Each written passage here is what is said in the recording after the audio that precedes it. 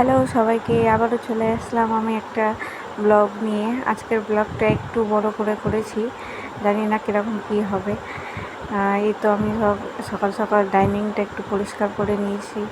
আর এইসব আমরা সেদিন ঘর পরিষ্কার করেছিলাম, এতগুলো নোংরা সব বেরিয়েছিল ঘর থেকে।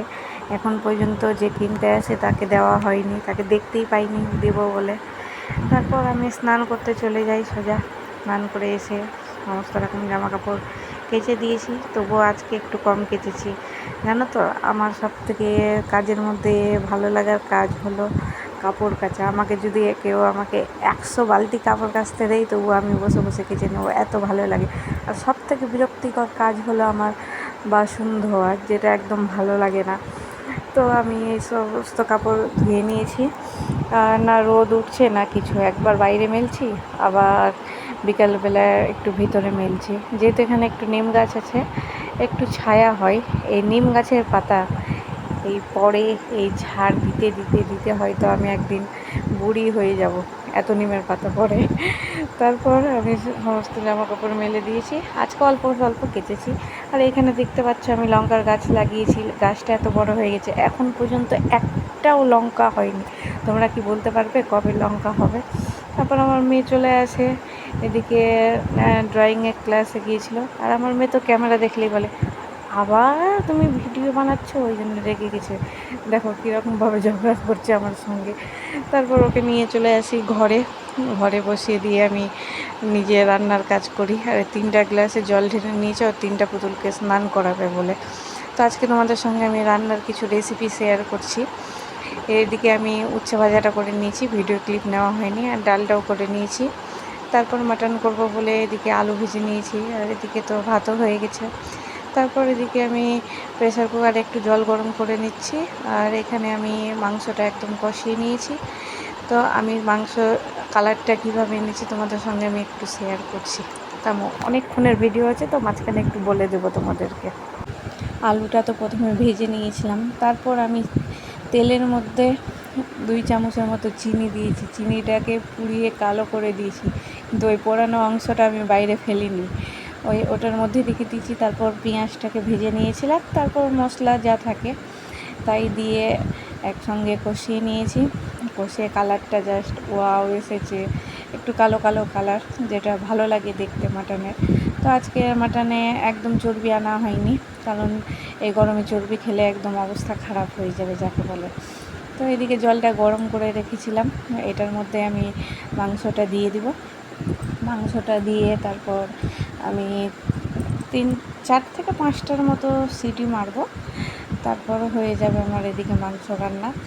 তো আমি তোমাদেরকে এর আগে বলতাম যে মশলা কম দিয়ে রান্না করি, তো আগে কম দিয়ে রান্না করতাম, এখনও দিই, কিন্তু ঝালের পরিমাণটা কম দিই, মশলাটা পরিমাণ মতোই থাকে, তেলটা কম দিই। হয়তো মাটনে তেল তো অনেক বেরিয়ে যায়। এখন দেখো না, প্রেসার কুকারে সিদ্ধ করার পরে এরকম উপরে রোগান বেরাবে মাটনের, ওটা আমি একদম এই যে এটাকে আমি একদম কড়াইয়ে ফুটিয়ে নিয়ে তেলটাকে একদম নাই করে দেবো যাকে বলে। তারপর তোমাদেরকে আমি লাস্টের লুকটা শেয়ার করছি কীরকম হয়েছে মাংসটা। তারপর তোমরা আজকে কী কী খেয়েছো। আজকে তো সানডে, আমি ভিডিওটা মানডেতে পোস্ট করব সকালবেলা ভেবে রেখেছি, দেখা যাক পোস্ট করা যায় কি না। তো আমার এর আগে অনেকগুলো ভিডিও করেছিলাম, থাম্বনেলটা একটু এআই দিয়ে বানিয়েছিলাম বলে আমার ভিডিওটা একদম রিপোর্ট চলে এসেছে যাকে বলে।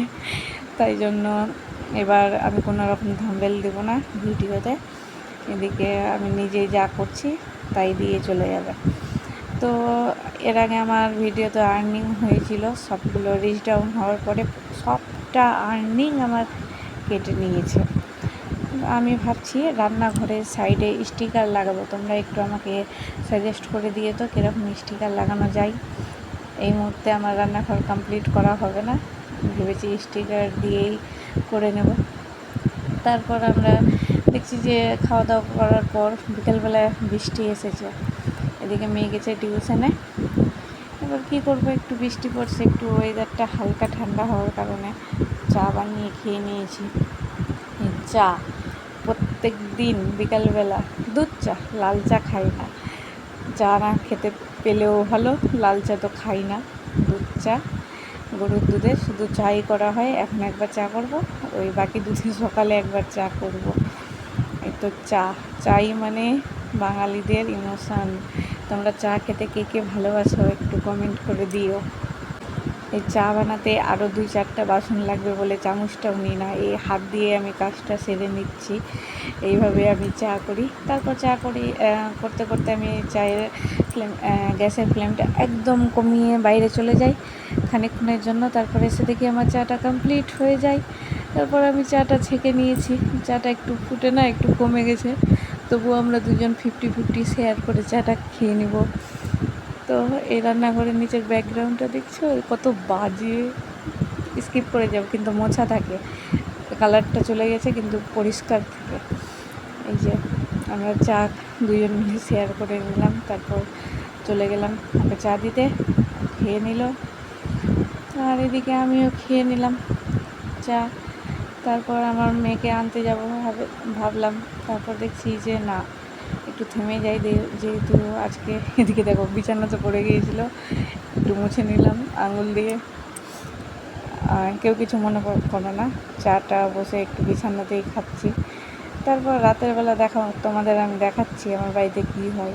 মানুষের একটা খেলায় মন ভরে না, 3-3টা খেলা দেখতে হয়। দেখো টিভিতে একটা চলছে, এইখানে একটা, এইখানে একটা, কী বলা যায় বলো তো তোমরা? টাটা।